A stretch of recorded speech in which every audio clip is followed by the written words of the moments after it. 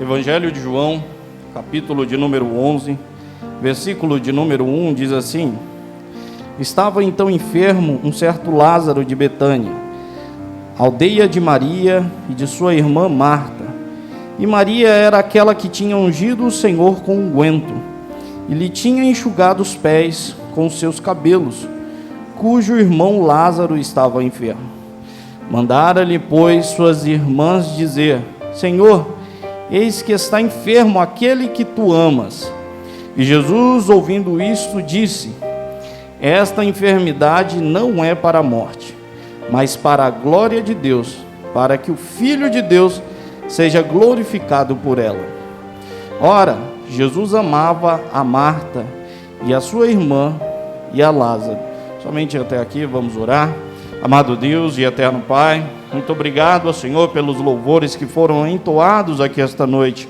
Mas eu te peço, Senhor, que não seja eu falando, mas que seja a Tua palavra, que é mais cortante do que qualquer espada de dois gumes, que vai na divisão da alma e do espírito, das juntas e medulas. Que a Tua palavra possa rasgar os nossos corações e que nós possamos guardar a Tua palavra para não pecarmos contra Ti. Eu te peço, Senhor, que a semente que for semeada essa noite produza frutos a 30, a 60 e a 100 por um. E nós repreendemos toda seta maligna que veio para atrapalhar o livre curso da Tua palavra. Eu te peço, Senhor, que o Senhor fique conosco e que o Teu nome seja glorificado mais uma vez, porque Teu é o reino, o poder e a glória para todos sempre. Amém.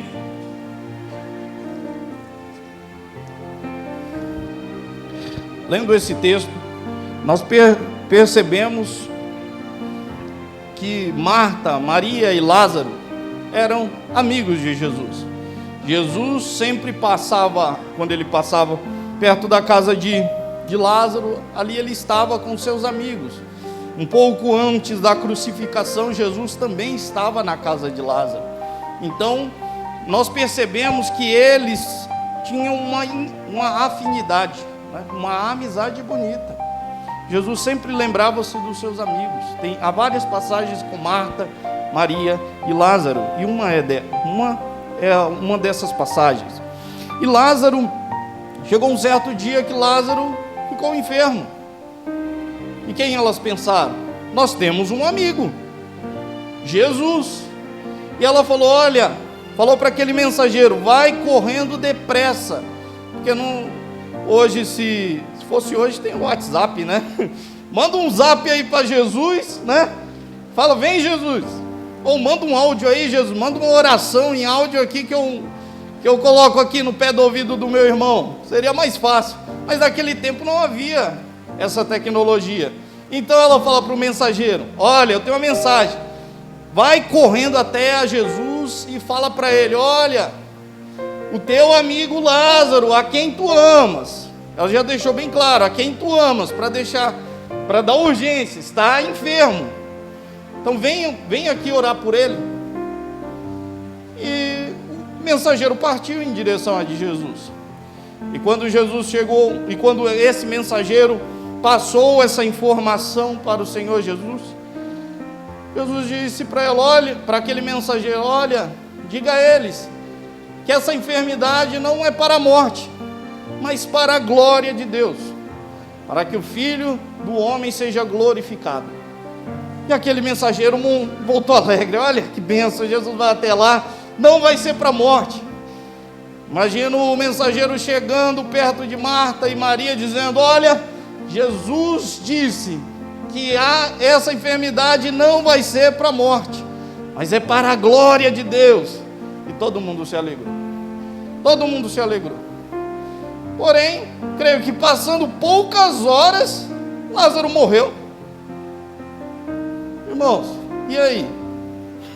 Como que ficou aquele mensageiro? Marta e Maria foi falar: você viu Jesus mesmo?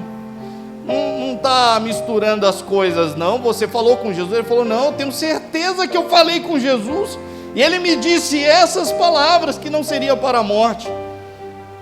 E fica aquele sinal de interrogação: ué, mas o que aconteceu? Será que Jesus se enganou?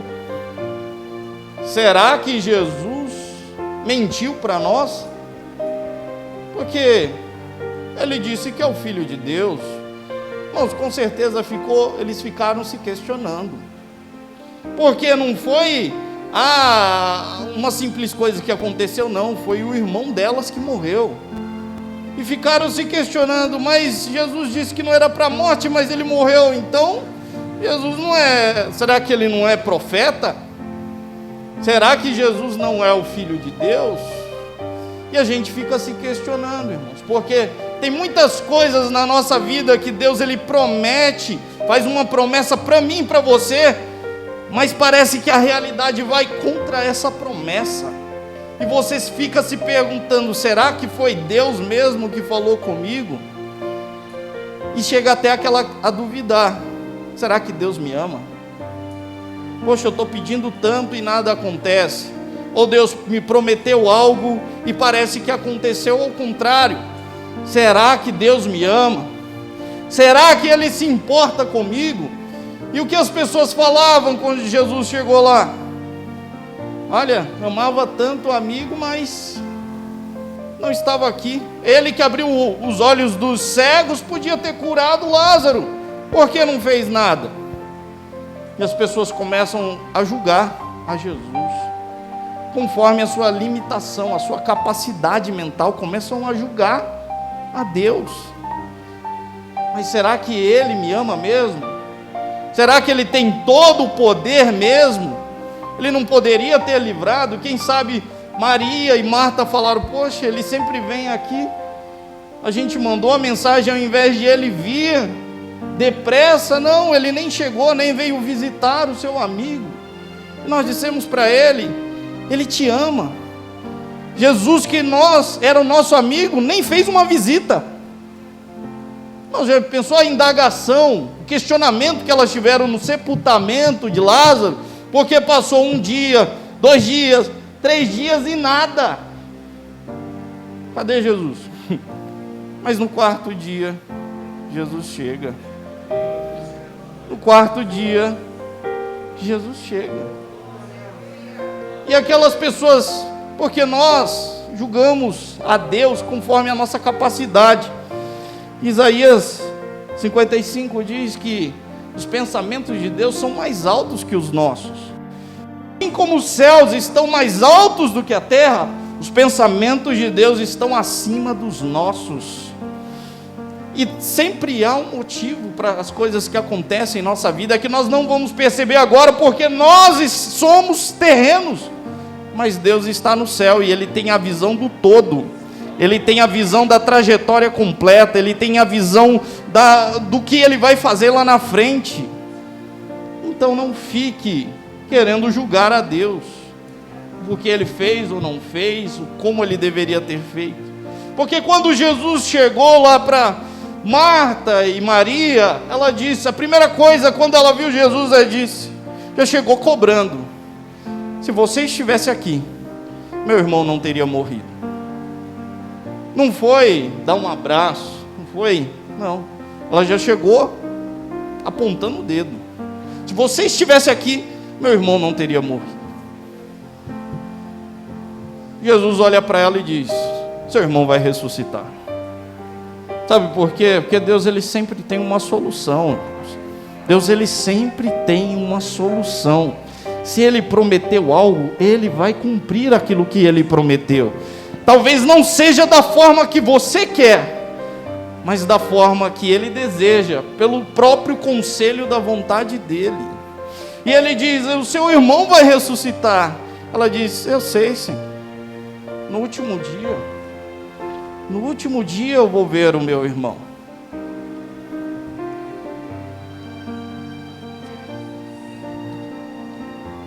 E naquele momento de tensão ali entre Marta e Jesus, Jesus diz, não, eu sou a ressurreição e a vida, e quem crê em mim, ainda que esteja morto, viverá. Jesus estava dizendo para ela, você não está diante de qualquer um, você não está diante simplesmente de um homem que diz alguma coisa e deixa de cumprir aquilo que falou, não. Ele diz, eu sou a ressurreição e eu sou a vida.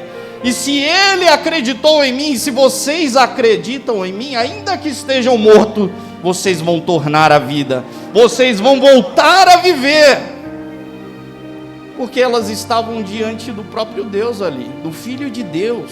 E ela diz: eu creio, Senhor, que Tu és o Filho de Deus. Naquela hora ela afirma a fé em Jesus Cristo, porque ela estava em dúvida, com certeza estava batendo a dúvida no coração dela, e ela afirma a fé dela dizendo: eu creio que Tu és o Filho do Deus vivo. Então reafirme a tua fé neste dia. Talvez você pediu algo ano passado, achou que ia acontecer até dia 31 de dezembro e não aconteceu. Você fica dizendo: será que o poder de Deus está limitado? Então eu digo para você: reafirme a tua fé hoje. Hoje é o dia de você reafirmar a tua fé e dizer: Senhor, eu acredito nas Tuas palavras, eu acredito nas Tuas promessas. Porque Satanás, ele quer usar a dúvida para te destruir. Satanás, ele quer usar a dúvida para destruir a tua fé. Reafirme a tua fé hoje. Quem é Jesus Cristo? Eu creio que Tu és o Filho do Deus vivo. Eu creio que Tu és o nosso Messias. Foi o que ela disse para Jesus. E Jesus, ele disse: seu irmão vai ressuscitar. Vocês estão achando que é o fim, mas não é o fim. Essa história não acabou ainda. Porque morte é separação. A morte significa separação. Morte física, quando a pessoa morre, a alma e o espírito se separam do corpo. Morte espiritual, o seu espírito se separa do Espírito de Deus. É separação. E Jesus disse para ela: olha, ele vai ressuscitar. O que ele estava dizendo? Estão dizendo que é o fim. Estão dizendo que é separação, que acabou. Mas eu digo: vai voltar a ter vida novamente. Vai ressuscitar novamente. Porque está diante de vocês aquele que é a ressurreição. Irmãos, quando eu parei para olhar esse texto, eu falei: olha, eu lembro de Jesus falando: eu sou o caminho, a verdade e a vida. Mas aqui ele está dizendo: eu sou a ressurreição. Eu sou a própria ressurreição. E ressurreição é voltar à vida. É aquele que volta a dar vida. Jesus é aquele que volta a dar vida. É aquele que faz viver. Ele é o dono da vida. Ele diz: eu sou a ressurreição. Mas eu fiquei tão chocado com isso. Ele dizendo que ele é a própria ressurreição. E isso mostra através da história de Jesus. Porque Jesus, ele veio à terra para morrer por mim e por você. Nós estávamos mortos dos nossos pecados e delitos. O homem, quando ele pecou, ele foi destituído da glória de Deus. Jesus disse para Adão e Eva: o dia que vocês pecar, vocês vão morrer. E eles pecaram e foram separados de Deus. Estavam mortos em seus pecados e delitos. E o homem passou a ser inimigo de Deus. O homem foi separado de Deus. O homem não tinha mais comunhão, não tinha mais amizade. Estava somente vivo aqui na terra, mas estava separado de Deus. Éramos mortos vivos. Mas Deus, ele enviou o seu filho unigênito, para morrer no meu e no seu lugar. Ele pagou o preço por mim e por você. Ele morreu na cruz do Calvário. E eu posso dizer, irmãos, o Calvário é a maior prova de amor que Deus ele fez por você. Você fica se perguntando: será que Deus me ama? Será que Deus me ouve? Deus, ele te ama tanto que ele entregou o seu filho, que ele deu o seu filho para morrer no teu lugar. A maior prova de amor está na cruz do Calvário. Quando você sentir alguma dúvida, irmãos, olhe para o Calvário, olhe para a cruz. Lá está a maior prova de amor. Deus, ele não apenas fala, ele faz. Ele faz. E a obra do Calvário é suficiente para provar o amor de Deus para conosco. Porque Ele te amou de tal maneira. Ele te amou de tal maneira. Deus, Ele te ama. Por isso que Ele morreu por você, para perdoar os teus pecados e para te dar a vida eterna. E quando Jesus Ele morre ali, naquela sexta-feira, Ele é sepultado, passa-se o sábado, e no domingo bem de manhã, logo de madrugada, Ele ressuscitou. Sabe por quê? Porque Ele é a ressurreição, porque Ele é a vida. Por isso que Ele ressuscitou naquela madrugada de domingo, porque Ele é a própria ressurreição, Ele é a vida. E se nós morremos com Cristo, nós vamos ressuscitar com Ele também. Porque a prova de que o Evangelho funciona, Paulo ele diz, se Jesus não houvesse ressuscitado, a nossa mensagem seria vã. Porque somente morrer na cruz prova o amor de Deus. Mas se Jesus permanecesse morto, e aí, e as promessas que Ele fez? Ficaria algo incompleto. Por isso que Paulo ele fala, se Jesus não houvesse ressuscitado, a nossa pregação seria vã. Por isso que tentam negar a morte e a ressurreição de Cristo, irmãos, porque Jesus Cristo morreu no meu e no seu lugar. Agora, se aquele que diz que é a ressurreição não ressuscitou, porque se você vê aí, tem uns falsos cristos dizendo, quando eu morrer eu vou ressuscitar ao terceiro dia. Acho que já faz mais de 4, 5 anos que estão esperando ele ressuscitar. Vai ressuscitar sim, no último dia lá, para ser julgado diante de Deus. Tem até, coitado, um pastor aí que diz que ia ressuscitar, né? Diz que a cidade inteira parou, mas passaram vergonha. Mas isso daí foi algo da cabeça dele. Mas Jesus Cristo, Ele diz, eu sou a ressurreição. E Ele cumpriu o que Ele falou quando Ele ressuscitou ao terceiro dia. E Ele mostrou que de fato o poder de Deus ele funciona. Ele mostrou ali que aquele que segue a Ele vai ressuscitar, como Ele diz aqui. Ele dizendo, eu sou a ressurreição e a vida. E no versículo 26 ele diz, e todo aquele que vive e crê em mim, nunca morrerá. Crês tu isto? Falei, poxa, mas aqui já é apelação, né? Ué, aquele que crê em mim, nunca morrerá. Mas como isto funciona? Como isto funciona? A gente fica se perguntando. Irmãos, uma das bases do Evangelho, uma das bases da Bíblia, quando Deus ele fez os céus e a terra, e quando Deus ele colocou o homem para morar nessa terra, foi o casamento. É o casamento. E Deus ele diz, olha, você vai deixar pai e mãe e se unirá à sua mulher. E os dois serão uma carne. Os dois serão um a partir de agora. E o pilar da sociedade é a família, é o casamento, até hoje. Podem tentar destruir o casamento. Podem dizer que não precisam mais dos pais, das mães, mas se esquecem que nasceram de uma mãe e de um pai. Precisaram da mãe e do pai para nascer. Esses que dizem essas coisas. Então, a base, o pilar que Deus ele colocou desde o começo foi o casamento. E o casamento é um mistério muito profundo, porque ele se torna um quando se casa. Eles compartilham o mesmo teto, eles compartilham a mesma cama, eles compartilham os mesmos sentimentos.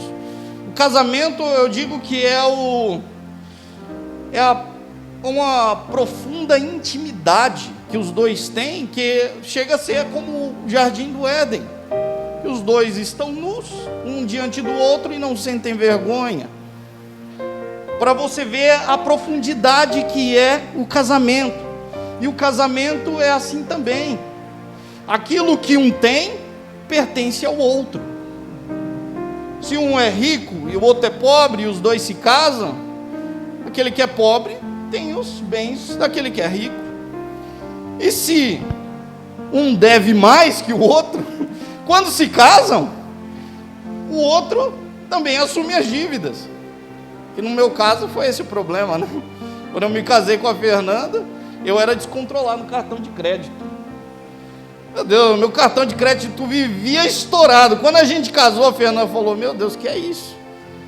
A Fernanda era bem controlada nas finanças e eu descontrolava. Ela falou: vamos arrumar, vamos pagar essa dívida primeiro. E depois você vai gastar controladamente esse cartão de crédito.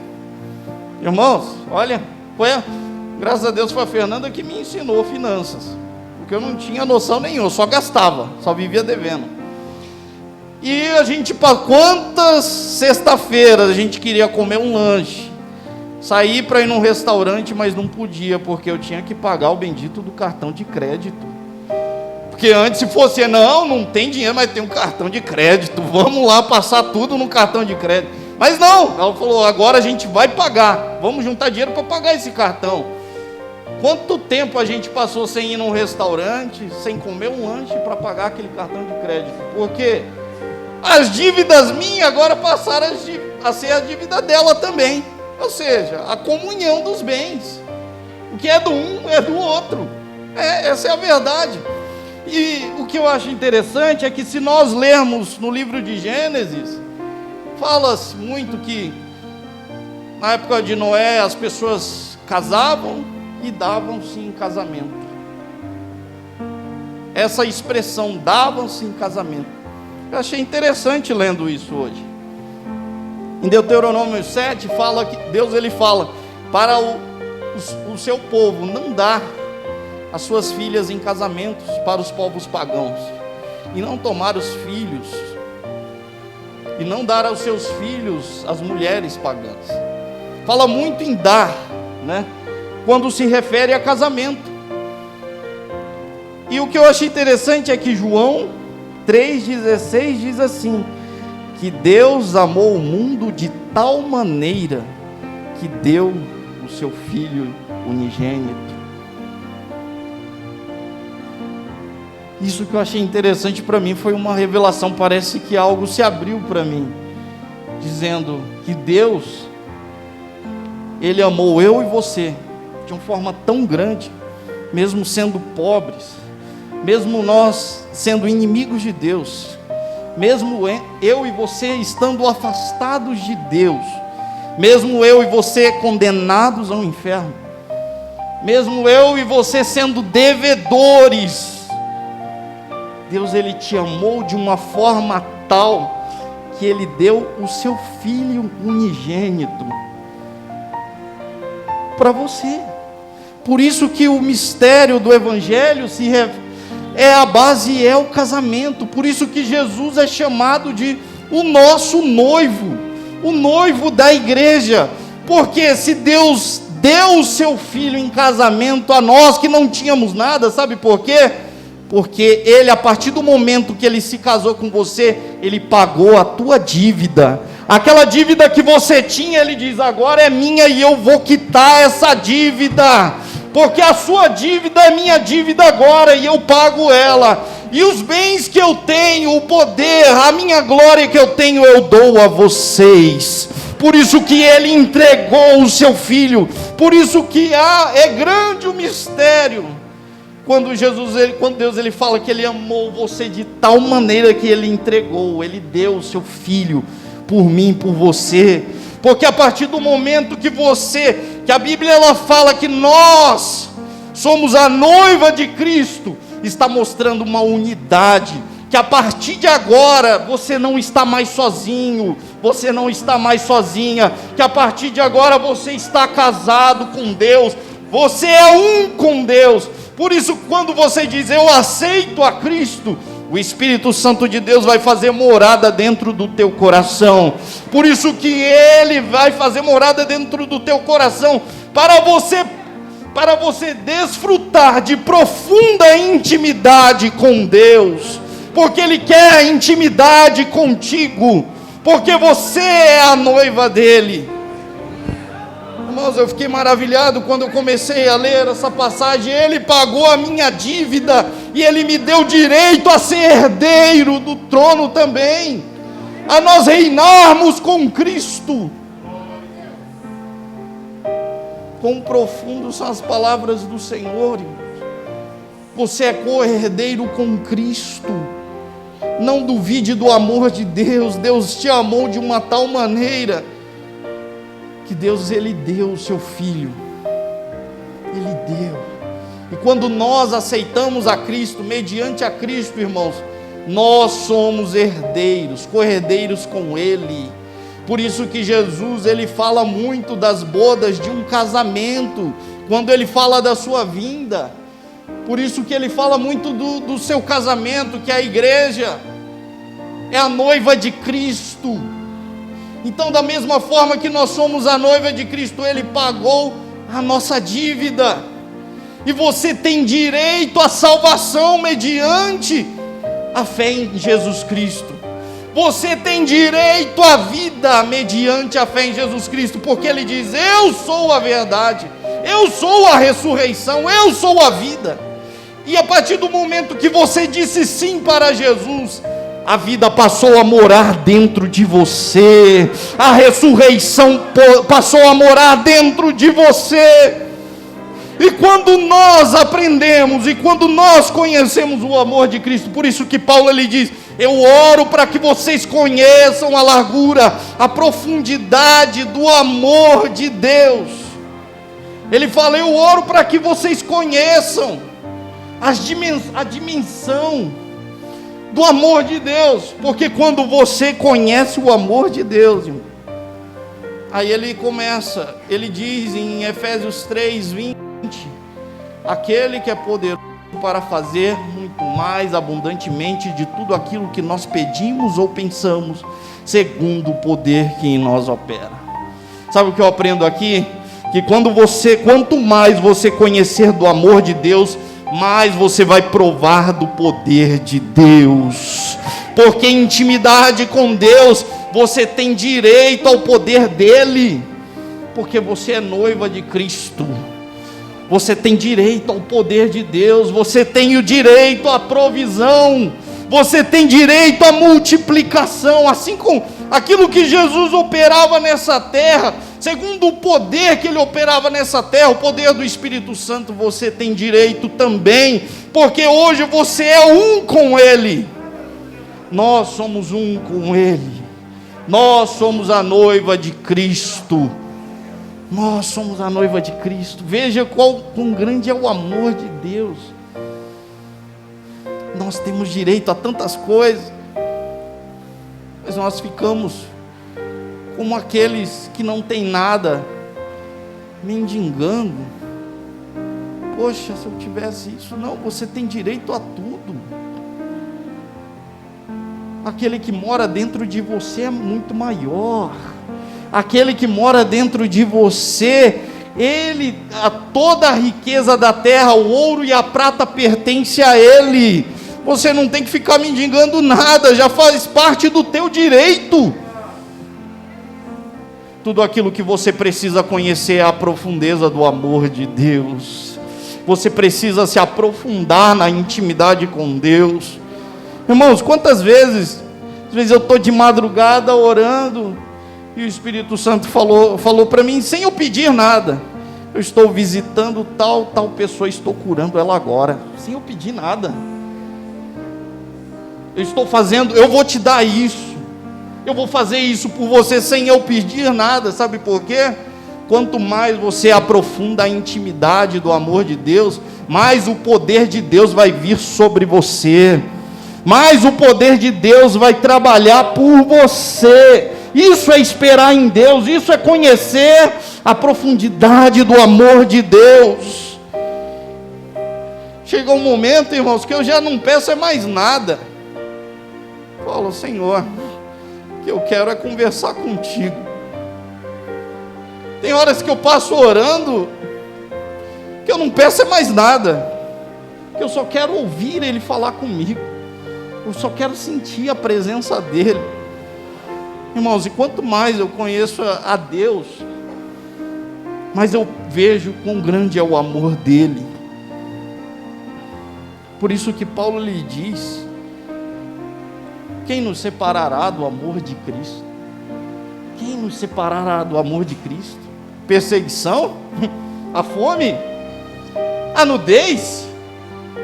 A angústia? Isso vai me separar do amor de Cristo? Não. Porque com Ele em todas as coisas somos mais do que vencedores em Cristo Jesus. Nós somos mais do que vencedores.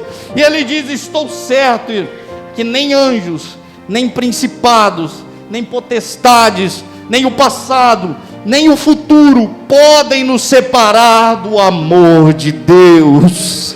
Nada pode te separar do amor de Deus. Nada pode te separar, porque o amor dele é grande, é imensurável. Quanto mais você conhece o Senhor, mais você descobre o quanto Ele te ama.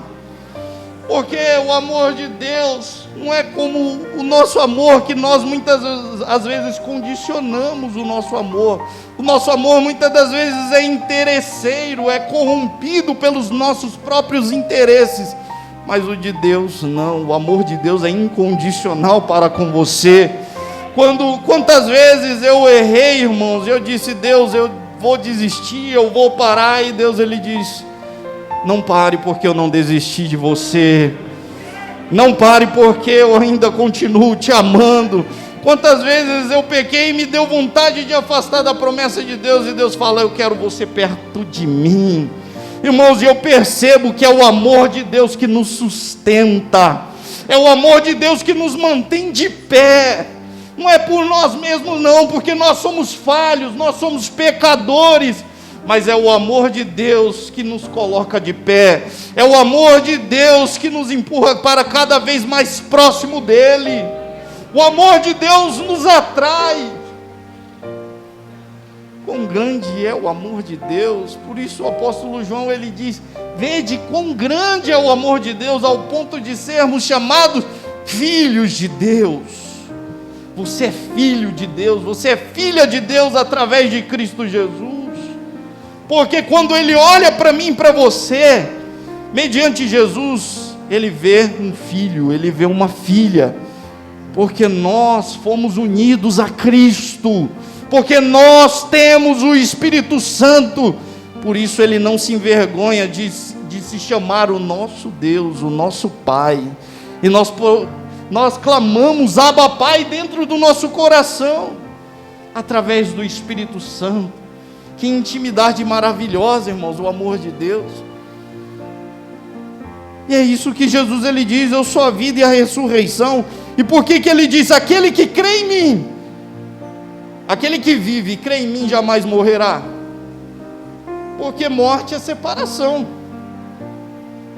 E Jesus está dizendo: não vai morrer, sabe por quê?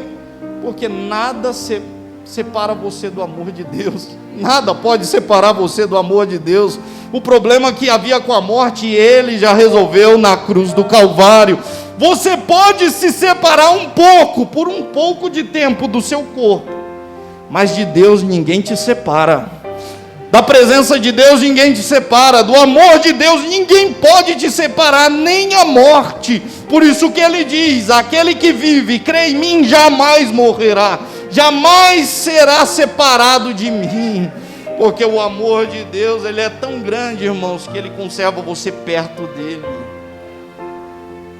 E naquele momento, Jesus, Ele disse, dizendo isso: Marta, afirma a sua fé, mas vai até o sepulcro. E Jesus, Ele diz para aquela mulher: tirem a pedra, tirai a pedra. E ela olha para Jesus e diz: Jesus, ele já está morto há 4 dias. 4 dias já é estado de putrefação, já está fedendo, já não é mais reconhecido. 4 dias. E Jesus olha para Marta e diz assim: olha, eu não disse, se creres, verás a glória de Deus. Se creres, verás a glória de Deus.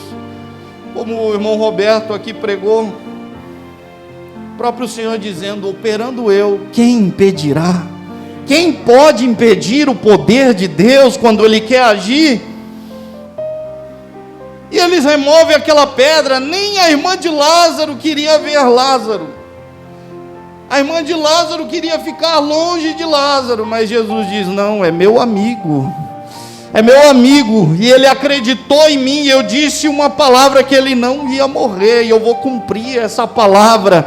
E morrer a separação. Ele foi separado por um tempo, mas no momento que Jesus quando abriram aquela caverna, aquele sepulcro, ele disse: Lázaro, sai para fora. Irmãos, eu não sei como que foi o milagre, mas a voz de Jesus foi o suficiente para Lázaro ouvir a sua voz. Não sei como que aconteceu, porque a estado de putrefação a pessoa vai se definhando, mas voltou a ter carne onde não tinha carne. O que estava podre voltou ao normal e voltou a ter vida. Lázaro foi ressuscitado naquele momento. Irmãos, e sabe, isso daqui na verdade é uma figura para nós que somos amigos de Deus, que somos íntimos de Deus. As pessoas podiam dizer: isso aí já era, acabou, está em estado de putrefação. Mas Jesus não ressuscitou a Lázaro, e Jesus disse que Ele vai ressuscitar cada um de nós. Aqueles que morreram em Cristo vão ressuscitar. E nós que estamos vivos, quando ouvirmos a voz dEle, a última trombeta, nós vamos nos encontrar com Ele nos ares. Nós vamos nos encontrar com Ele nos ares. Isso aqui mostra a ressurreição em Cristo. O poder de Deus, irmãos, não está limitado. A mão de Deus não está agravada para que não possa salvar. O poder de Deus, Deus não perdeu o controle da nossa história, da nossa vida. Eu estava falando com meu tio esses dias, a gente conversando sobre tudo está no controle de Deus. Irmão, se os governos estivessem no controle de Deus, não estaria dessa forma que está hoje, tanta miséria, fome e corrupção. Jesus diz: o mundo jaz no maligno. Mas aqueles que entregam a sua vida a Ele, Ele está no controle da nossa história. Se você entregou a sua vida a Ele, Ele está no controle da tua vida, Ele está no controle da tua história.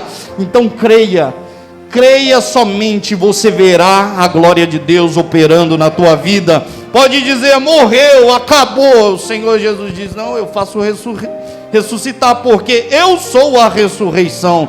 Eu dou vida novamente, eu restauro, eu cumpro aquilo que eu prometo. E já imaginou como que ficou a cara de Marta e Maria vendo Lázaro sair? E cadê os acusadores dizendo: onde estava Jesus? Cadê os acusadores? Tiveram que calar a boca, ficar quietinho, né? Porque Deus, Ele cumpre tudo aquilo que Ele promete. Irmãos, Jesus é maravilhoso, então creia nas promessas de Deus, não duvide do poder de Deus, não duvide do poder de Deus. Tem muitas coisas que nós não entendemos, que com a nossa limitação do nosso entendimento, nós queremos julgar a Deus.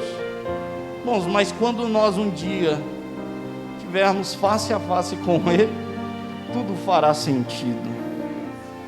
Porque quando Jó esteve face a face com Deus, quando Jó viu a Deus, ele disse: eu bem sei que tudo podes, e que nenhum dos teus planos podem se frustrar.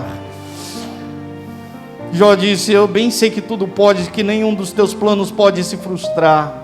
Eu falei do que eu não entendia, eu falei de coisas que eram maravilhosíssimas demais para mim. E ele diz: eu me arrependo no pó e na cinza. Porque ele viu quem é o homem para decidir aquilo que Deus deve fazer. Deus, Ele tem o controle da nossa história. Vamos ficar de pé neste momento?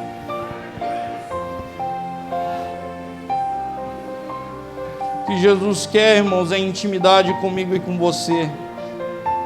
O que Jesus quer é profundidade comigo e com você.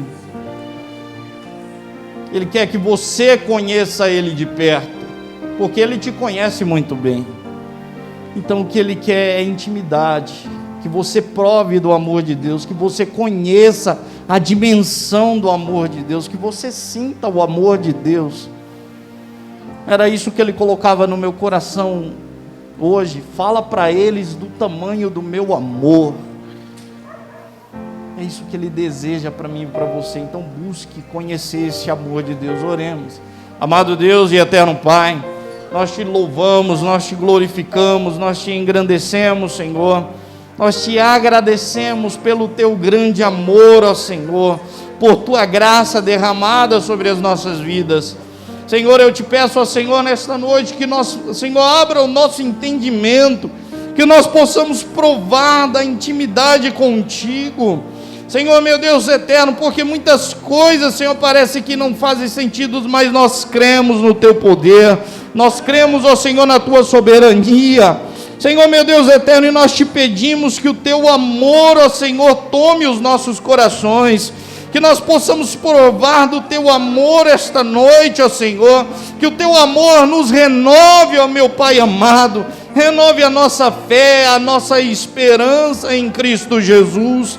Senhor, meu Deus, que possamos continuar te amando, ó Senhor, sendo atraídos pelo teu amor, é o que nós te pedimos, Senhor Jesus Cristo, que nós possamos provar do teu poder, que nós possamos provar da tua provisão, que nós possamos provar da tua graça, é o que eu te peço, é o que eu clamo a ti, ó Senhor Jesus Cristo, é o que eu te engrandeço e te louvo, ó Senhor. Abençoa, Senhor, o nosso ano de 2022, Senhor, meu Deus eterno, que as tuas bênçãos sejam derramadas sobre a nossa casa, sobre a nossa família, é o que nós te pedimos e te engrandecemos e te glorificamos para todos sempre.